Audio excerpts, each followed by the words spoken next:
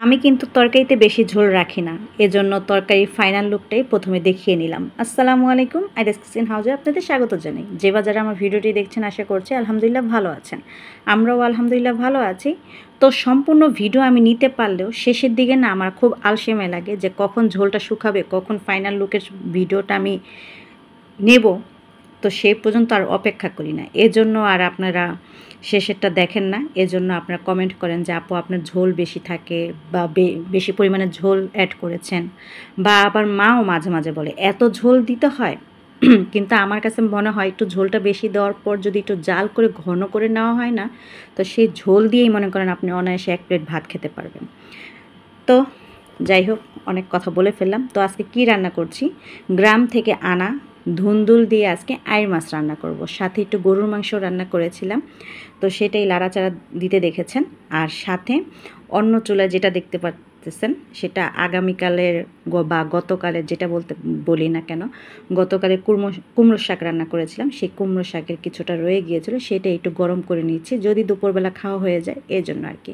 কারণ আমার বেশি একটা বাসি টাসি থাকে না, তারপরও যদি থাকে কি করি একটু গরম করে পাশে রাখার চেষ্টা করি, যদি কেউ একটু খায় বা আমি যদি একটু খাই, এর জন্য আর কি।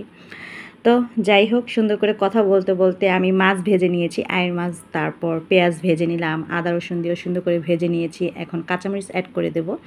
এখন শর্টকাটে আমি মশলা অ্যাড করে দেব। হলুদের গুঁড়ো, মরিচের গুঁড়ো, জিরার গুঁড়ো দিয়ে সুন্দর করে আমি এই যে বোলের মাধ্যমে ঢেলে দিয়েছি। আর আজকে কড়াইতেই মাছ ভেজেছিলাম, কারণ ফ্রাই প্যান একটা তো আধোয়া আছে, শাকটা গরম করে তারপরে ধুবো।